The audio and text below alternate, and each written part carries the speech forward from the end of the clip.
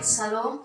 Saya akan menjelaskan materi tentang teori belajar behavioristik. Kita masuk pada pengertian teori belajar behavioristik. Teori belajar behavioristik adalah teori yang mendepankan perubahan perilaku peserta didik sebagai hasil proses pembelajaran.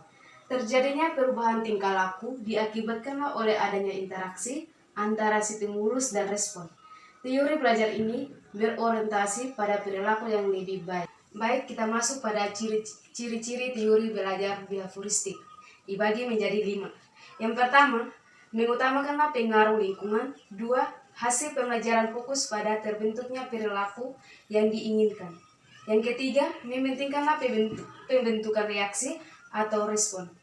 Yang keempat, bersifat mekanistis atau dilakukan dengan mekanis tertentu, misalnya meminta maaf. Yang kelima, menganggap latihan itu adalah hal yang penting dalam proses pembelajaran.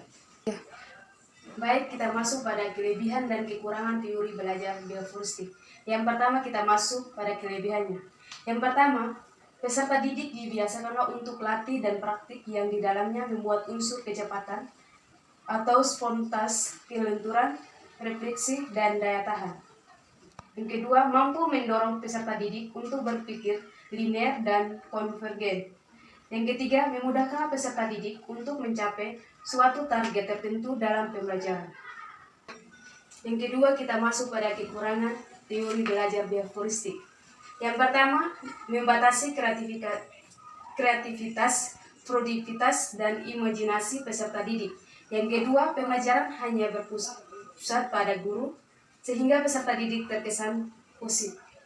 Yang ketiga, berpotensi menimbulkanlah hukum verbal dan fisik seperti memberi hukum peserta didik yang melanggar aturan atau bahkan menjewer.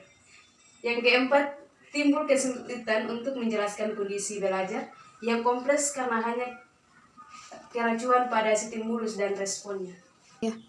Prinsip teori belajar behavioristik. Yang pertama, apabila seseorang sudah mampu menunjukkan perubahan perilaku, maka dikatakan sesuai belajar. Artinya, kegiatan belajar yang tidak membawa perubahan perilaku tidak dianggap belajar menurut teori ini. Yang kedua, hal yang penting pada teori ini adalah stimulus dan respon, karena bisa diamati hal-hal selain stimulus dan respon tidak dianggap. Yang ketiga, adanya penguatan enforcement, yaitu hal-hal yang bisa memperkuat respon.